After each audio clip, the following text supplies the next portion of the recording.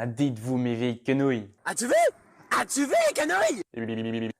Je vais vous parler de l'école, les années collège. Ah ben là, à cette époque du collège, c'était pas le même délire, c'était pas les mêmes modes. Moi j'ai plusieurs anecdotes sur le collège, mais j'en parlerai pas dans cette vidéo. On verra si j'ai beaucoup de pouces bleus, je dévoilerai certaines anecdotes. En tout cas, pour les années collège, on va repartir dans le passé, soit 13 ans en arrière.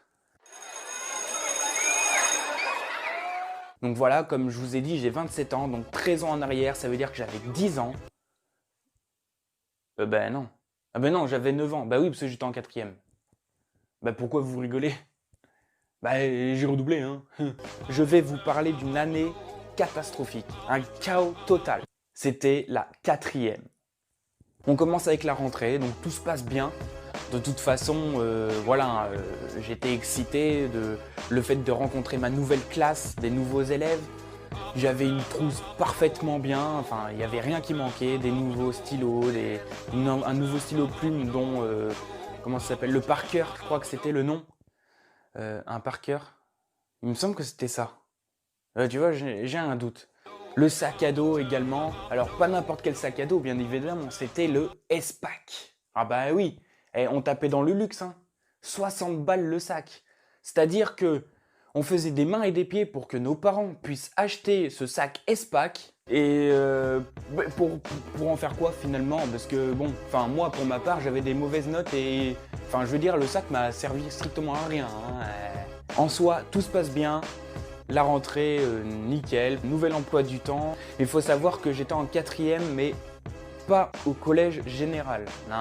Non, j'étais plutôt dans un collège SEGPA. S-E-G-P-A. SEGPA. Ouais, c'est frais, hein. Bon, c'est pas pour autant que, voilà, on dit que c'est pour les guignols, les mongols, mais non. Enfin, je veux dire, regardez ce que vous avez en face de vous. Je suis beau gosse, je sais parler, je suis artiste, je fais de l'humour, je sais dessiner, je fais de la musique. Mais je suis pas mongol pour autant.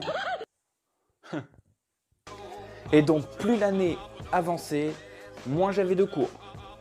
En gros, ça veut dire que mon emploi du temps s'était transformé en moins d'emplois, mais plus de temps. Bah oui, j'avais choisi, je savais ce que je voulais dans la vie. Je suis pas fou, il y a parfois de la guêpe. Ça, je m'en suis rendu compte à peu près au deuxième trimestre. Par contre, le troisième trimestre, là, c'était le chaos. Là, il n'y avait plus rien. Je m'embêtais même plus à venir avec mon sac à dos. Ça me servait à quoi? Bah non, j'avais que 3 cours. Bah oui, j'avais choisi les bons. Je venais en tenue de sport direct, dès le matin, comme ça, ça me faisait la journée, j'avais pas besoin de me changer. Deuxio, j'avais mon cahier d'art plastique, ouais, parce que c'était l'une de mes matières préférées.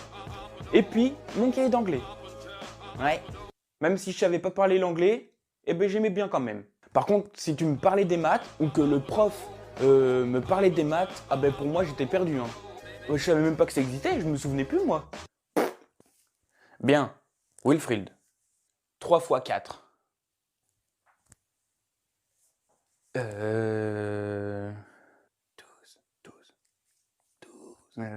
12. Le roi soleil?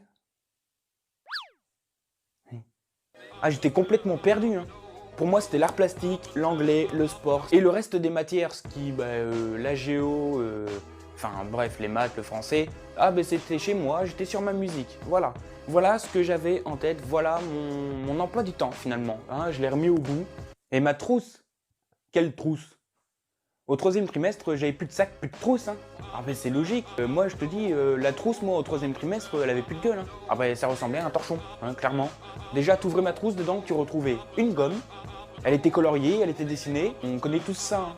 J'ai plus de place pour dessiner sur les cahiers de cours. Forcément, j'ai pris ma gomme. Le truc, c'est devenu une feuille A4. Voilà, qu'est-ce que je te dise. À côté, il y avait un petit stylo bille bleu. Ouais. Et il avait plus de bouchon. Enfin, si, il avait un bouchon, il était rouge. Oui, parce que j'avais perdu le stylo bille rouge. Donc forcément, on fait avec les moyens du bord. Et à côté de ça, ma trousse avait changé de couleur avec les cartouches d'encre qui se sont percées dedans et mon stylo plume qui fuit. Ouais, on a connu ça aussi. Donc le machin, voilà, j'ai plus de trousse. Voilà. Et puis de toute façon, je demandais à à mes camarades hein, pour me prêter les crayons, machin. Hein. Moi, je m'en foutais. Moi, j'aimais bien quand on me prêtait les choses. Je faisais exprès. Oui, parce que comme ça, je pouvais prouver qu'on pouvait me faire confiance. Eh oui. Il y en a là-dedans. Et puis à la fin du 3e trimestre, hein, quand l'école est finie, quand tu reçois ton bulletin, bon non, je stressais pas plus que ça. De toute façon, il n'y avait pas grand-chose à stresser. Hein. Quand je donnais le bulletin à mes parents, ils le regardaient comme ça. Puis ils me regardaient comme ça. Et puis ils me disaient... Elle est pas imprimée là. Enfin, je veux dire, elle est vierge ta feuille là. C'était mon bulletin. Hein, il n'y avait même pas de mot de prof, il n'y avait rien. Elle était neuve la feuille. Ah bah avec moi, on faisait des économies d'encre. Hein. Et je te dis, il n'y a pas de souci. Hein.